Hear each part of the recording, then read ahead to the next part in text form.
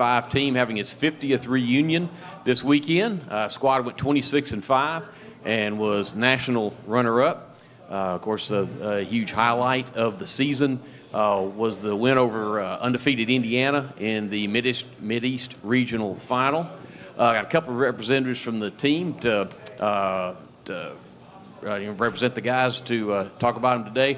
One, Kevin Greavy had a event come up. He is not going to be able to be here today, so we've got Mike Flynn on your far left, and Jimmy Dan Connor. Jimmy Dan was All-SEC player that year, averaged 12 points a game, led the team in assists, and Mike averaged 9 points a game, and even more than that, he was the leading scorer, 22 points in the win over Indiana against the undefeated Hoosiers to lead the Wildcats to advancing to the Final Four. So at this point, we will turn it open for questions. Got folks on each side, so if you've got a question, raise your hand so we can get the audio to the folks in the back. Trace with Cats Coverage. So when you think about your time at Kentucky, what's the number one go-to memory or thought that you start to tell people that you usually lead off with, like a memory from your day of playing? Go ahead. Well, I think the Indiana game, I grew up in Kentucky. I'm from Kentucky. Mike, unfortunately, is from Indiana, but we accept him after having to put up with him all those years. But that game and I mean, just playing at Kentucky, it's kind of hard if you grew up. You got a two-name first name. You're pretty good at basketball. That's what you need to do. Yeah, my time at Kentucky had a lot of great memories, but of course, it was the IU game up in Dayton. I don't know if you remember, but they kicked our butt pretty good up in Bloomington back in November. And at the end of the game, all the subs were in there, and Bobby Knight's still up screaming at the referee about a missed call with a minute to go. And Joe B said, "Hey, Bobby, you're up 20. The game's over. What are you doing?" And that's when Bobby came over to Joe and smacked him upside the head. And I'm sitting there with Greavy and going, "Did you see what he just did?" Hey, so we want to hear the unadulterated what really happened that day. Yeah. So we remembered that, and we wanted to teach Bobby Knight a lesson. I mean, I liked all the IU players. I'm going to interrupt you, but I was sitting. So Joe and Bobby were buddies, fishing buddies, hunting buddies, and at that particular time. And so Joe politely said, "Come on, Bobby, you're up 25, and give us a break." Bobby's response started with an F and ended with a U. And Joe took a little offense to that.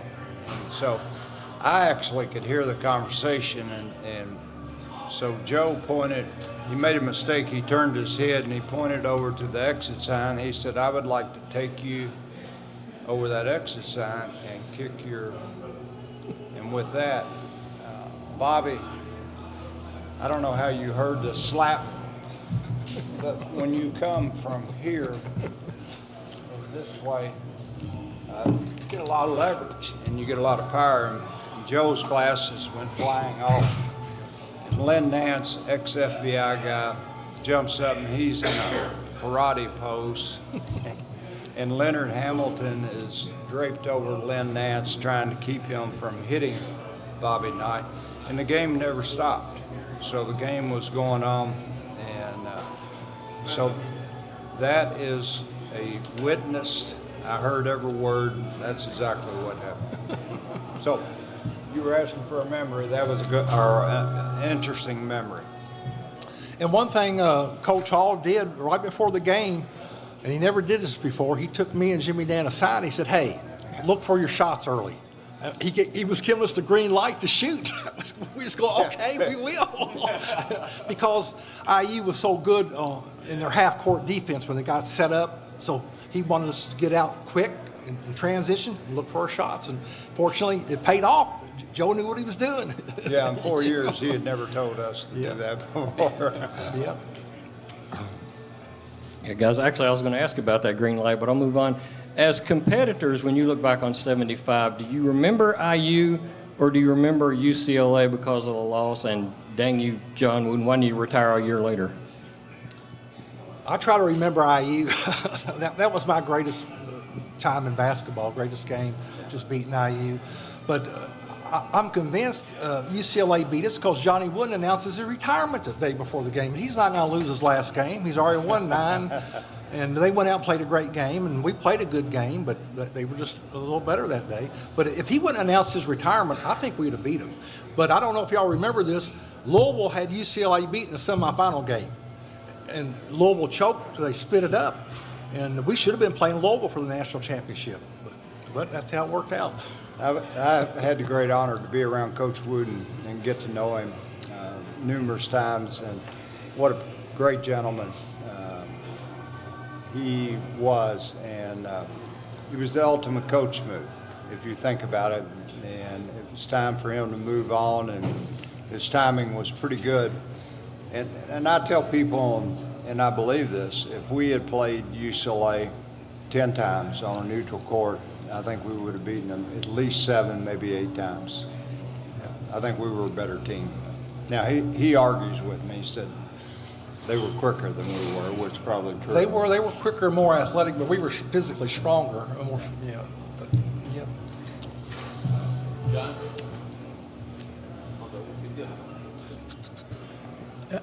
As Mike said, you got your butts kicked by Indiana that first time. If I remember correctly, you played North Carolina in the next game.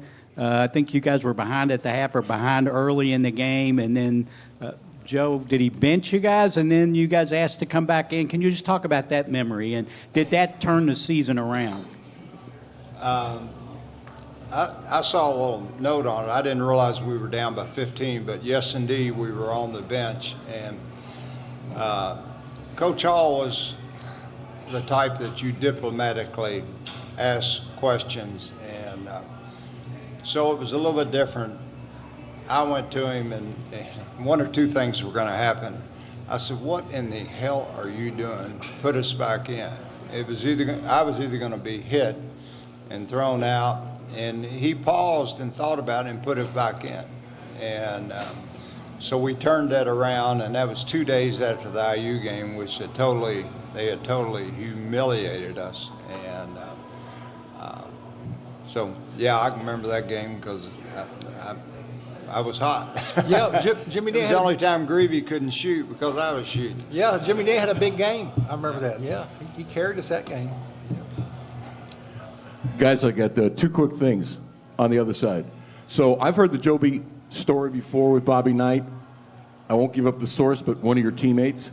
Apparently, Joby, you left out some choice words he said tonight about going outside. Am I correct? Yeah. The second thing is, seriously, you talk about the obvious, the joy of you guys seeing each other, because days are dwindling for us all, and the beauty and the friendship and the brotherhood that you guys have till, I don't mean to be corny, till death do you part, because of the closeness of you guys. Yeah, I mean, it was just great, spending 4 years with these guys, Jimmy Dan and Kevin, and Jerry and Bob and all of them. 4 years of my life, some of the greatest 4 years I ever spent. So, yeah, and it's great seeing these guys. And it's unfortunate some of them have passed away, and a couple of them couldn't make it here this weekend. But, yeah, it's always great to get back and see all the guys.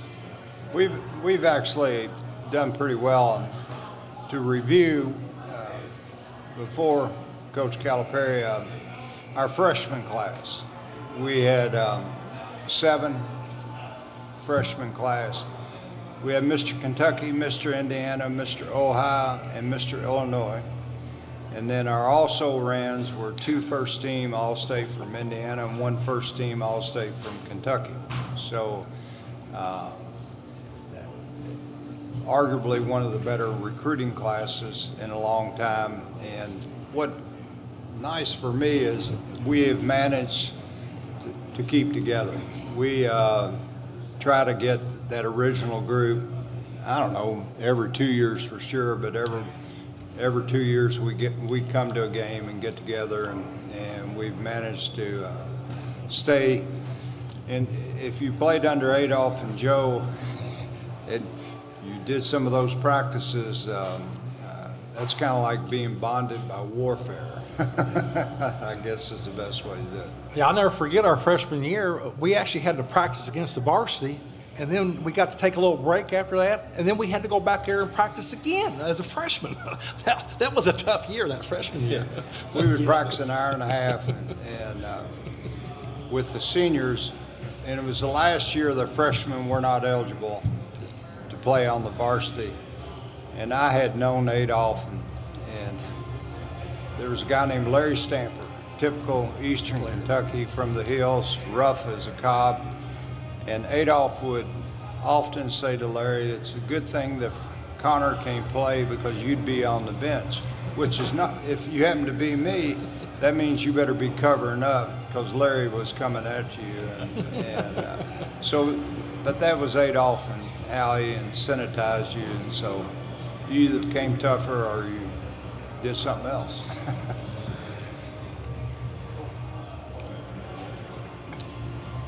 Yeah, the landscape of college basketball has really changed over the last 50 years.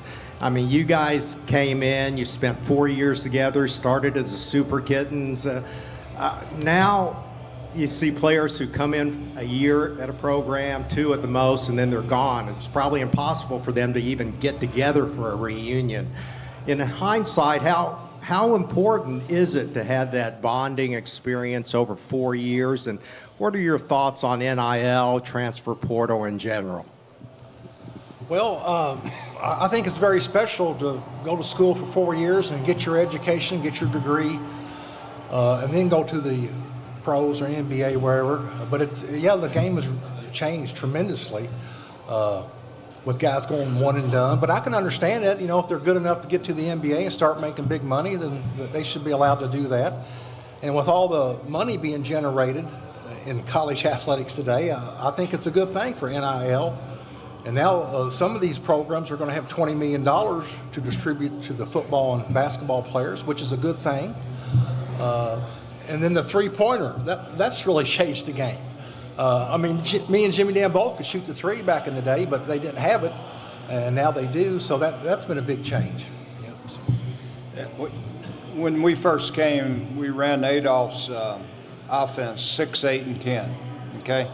All three were designed to take a shot outside of the three-point line. You remember that? Yeah, that's right. And so the game definitely has changed. Guys who don't do what we do and stay 4 years, it's kind of a catch-22. What you gain and in that friendship and kind of working together for all those years. I'm sorry that the guys who leave earlier didn't get to experience that. By the same token, one bad step and a knee goes was a lot of money. You ask how I feel about the NIL. I think it's certainly going to change the game as the way we were used to. I hope it doesn't run it. Yeah, a lot of people say it's impossible to compare eras, but I think you could take that 75 team, drop it into today's game, and they do quite well, maybe even better than because of that three-point line. How do you think you guys would fare that team playing nowadays? I think we could compete. Yeah, I definitely think. I think we could play a little bit better defense than today's team. But I think we could shoot three, play defense, and rebound. Yeah, I think we could compete. Yeah. Our team averaged 92 points. No shot clock, no three-point line. And the only games we really came close to blowing or losing is if anybody on our team had a 15-foot open jump shot, we took it. We didn't think about it. And, with time, how much time was left, and when we had a three-point lead with 2 minutes to go, it might make more sense to not take that 15-footer. But I think that freedom of that's basketball. If you have an open shot, you take it. I think our three-point shooting, could have been as good as what we're seeing. And when we first got here, we ran plays 6, 8, 10 that were designed for a shot outside the three-point line.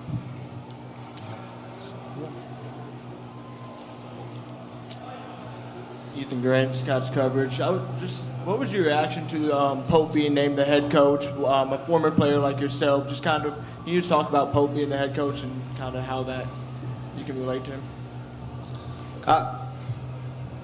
Look, I think Calipari was a great gentleman, tremendous recruiter, not my ideal, the greatest coach, but all in all, a really good guy.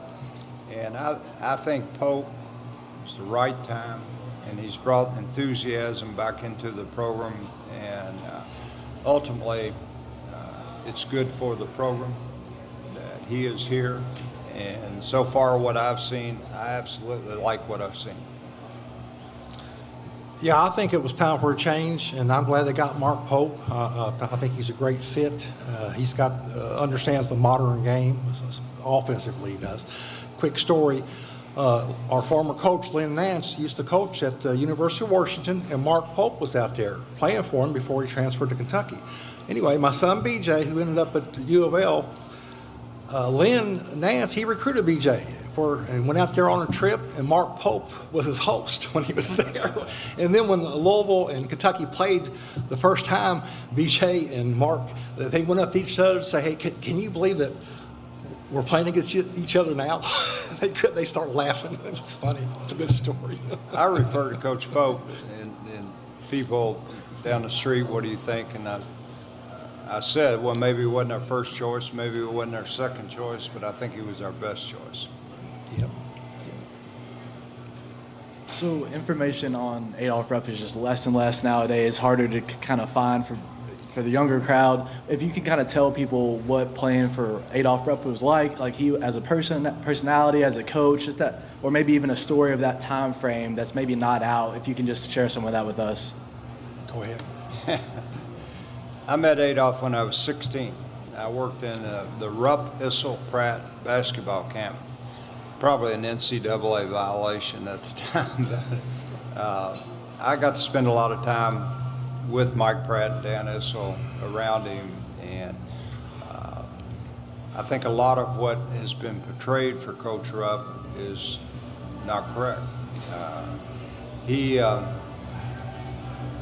years, he was deemed to be prejudiced.